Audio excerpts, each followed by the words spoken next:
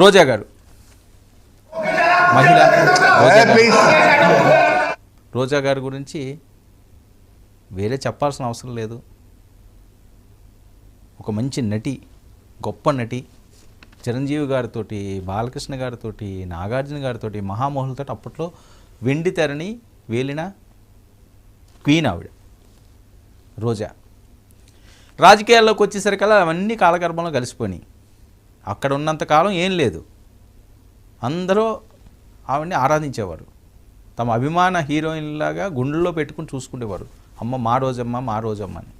Cut చేస్తే రాజకీయాల్లోకి వస్తే అన్నీ పోయినాయి. ఈరోజు గౌరవం ఉందా? ఈరోజు ప్రశాంతంగా బయటకు వచ్చే పరిస్థితి ఉందా? ఎందుకు రావట్లేదు? ఎందుకు ఇప్పుడు మాట్లాడట్లేదు? ఇలా చిటికేస్తే చెలరేగిపోయేవారు, కట్ చేస్తే ఏమైంది? 5 సంవత్సరాలు మీరు బయటకు వచ్చి గట్టిగా మాట్లాడే పరిస్థితి ఈరోజు ఉందా? ఎందుకు మాట్లాడకూడదు? మీరు ఓడిపోతే మాట్లాడకూడదా? గెలిస్తేనే మాట్లాడాలా? ఓడిపోయిన వాళ్ళకి మాట్లాడే హక్కు లేదా? ప్రజాస్వామ్యంలో ఉంది. కానీ మీరు చేసిన తప్పులు ఈరోజు మీకు శాపాలుగా చుట్టుముట్టాయి. మాట్లాడలేని పరిస్థితి. మాట్లాడితే ఎత్తేస్తారు. మీ భాషలే అవి, మీ భాషలే అవి, ఎత్తేస్తారు. చాలా దారుణంగా ఇష్టం వచ్చినట్లుగా వాడు వీడు ఎంత బరి తెగింపులుగా మాట్లాడారు అంటే ఈ 11 సీట్లు రావడానికి కారణం ఇది. ఆ రోజు వాళ్ళకి 23 సీట్లకు పరిమితం అయినప్పుడు కూడా ఇదే మాట్లాడాం మేము. అప్పుడు చేసిన తప్పులు ఆయనకి ప్లస్ అయినాయి. అదన్నా మీరు గుణపాఠాలుగా నేర్చుకోవాలి కదా. మరొక అంశం ఏంటంటే, రోజా గారు తెలుగుదేశం పార్టీ నుంచి వచ్చిన ఆవిడ,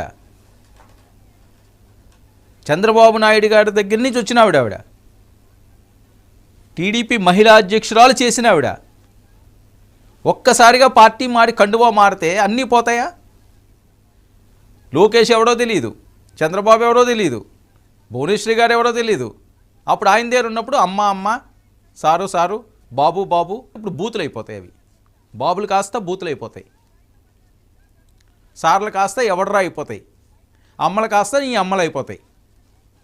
చాలా బాధగా ఉంది. ఇలా మాట్లాడడానికి కూడా చాలా బాధగా ఉంది. ఎందుకు అసలు? ఏం మెసేజ్ ఇస్తున్నారు? ఏం చెప్తున్నారు? ఇంత దారుణమా? ఆ క్షణిక పదవి కోసమా? 5 సంవత్సరాల ముచ్చట కోసమా ఇవన్నీ? ఒకసారి ఆవిడ బయట ప్లే చేయండి. కాన్ఫరెన్స్ లో మాట్లాడిన వీడియోలు కూడా మీరు చూడొచ్చు అధ్యక్ష. అలాగే వర్ధంతికి జయంతికి కూడా తేడా తెలియని అతను చదువుకున్నానని ఈయన గొప్పలు చెప్పుకుంటున్నాడు అధ్యక్ష. అలాగే తాను నించున్న కాన్స్టిట్యున్సీని మంగళగిరి అని పలకలేక మందలగిరి అనే ఒక మందబుద్ధి గల కొడుకుని కానీ ఈరోజు జగన్మోహన్ రెడ్డి గారిని మాట్లాడటం చాలా సిగ్గుచేటు అధ్యక్ష. రెండోది అధ్యక్ష, ఈరోజు నేను ఒకటే అడుగుతున్నాను అధ్యక్ష. నిన్న చాలా ముఖ్యమైన విషయము, మహిళా భద్రత బిల్లు గురించి మాట్లాడుతుంటే ఉల్లిపాయల దండలేసుకొని అచ్చెన్నాయుడు అయితే ఇంత పెద్ద ఉల్లిపాయ ఆయన సైజు ఒకటి ఎత్తుకొని వచ్చాడు అధ్యక్ష. అది ఎక్కడి నుంచి తెచ్చాడో నాకు చెప్పాలి అధ్యక్ష. అది హెరిటేజ్ నుంచా, రైతు బజార్ నుంచా, అది ఎంత కొన్నాడు? చాలా రైతుల మీద ప్రేమ ఉన్నట్టు వాళ్ళు నిన్న చేసిన హడావిడి చూసి ఈ రోజు డిస్కషన్ కి జగన్మోహన్ రెడ్డి గారు టైం ఇస్తే ఆ టైంలో వీళ్ళంతా బయట తిరుగుతూ ఉన్నారు అధ్యక్ష. మేము ఇక్కడ కూర్చొని ఉన్నాం. అప్పుడే నాకు అనిపించింది అధ్యక్ష, వీళ్ళకి ఉల్లిపాయల కోసం రాలేదు, ఎర్రగడ్డ నుంచి వచ్చారు, కేవలం లొల్లి చేయడానికే వచ్చారు అనేది స్పష్టంగా అర్థమైంది అధ్యక్ష. ఇది రోజా గారు. లోకేష్ గారిని కళ్ళ ముందు చూసిన వ్యక్తి ఈమె. ఆయనతో మాట్లాడడానికో ఆయన చూడడానికో పరితపించిన వ్యక్తి కూడా ఉంటుంది. ఎందుకంటే అప్పుడు ఆయన సీఎం, చంద్రబాబు నాయుడు గారు పార్టీ అధ్యక్షుడు. సో ఆ టైంలో ఆవిడ చాలా వెంపర్లాడు ఉంటారు వాళ్ళు, కృపా కటాక్షం కోసం. ఖచ్చితంగా ఎవరన్నా అంతే కదా.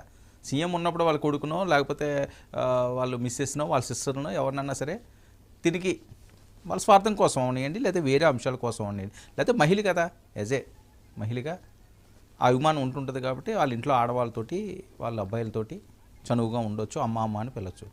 ఈరోజు పదవి వచ్చినంత మాత్రాన మనకేదో ఎమ్మెల్యే అయిపోయామో, మినిస్టర్ అయిపోయినంత మాత్రాన మందబుద్ధిగాడు, ఆడికి పలకడం చేత కాదు.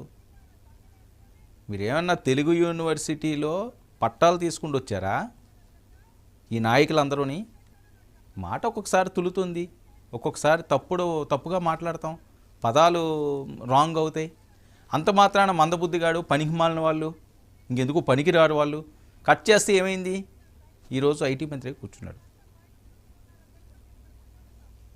మీరు రెచ్చగొట్టి కూటమి పార్టీకి ఇన్ని సీట్లు ఇచ్చారు ప్రజల దగ్గర నుంచి. చాల్చే చీ అనిపించుకోండి, ఇది వాస్తవం. ఎందుకంటే మీరు ఈ రకంగా వెళ్ళకపోతే అలా జరగకపోనేమో.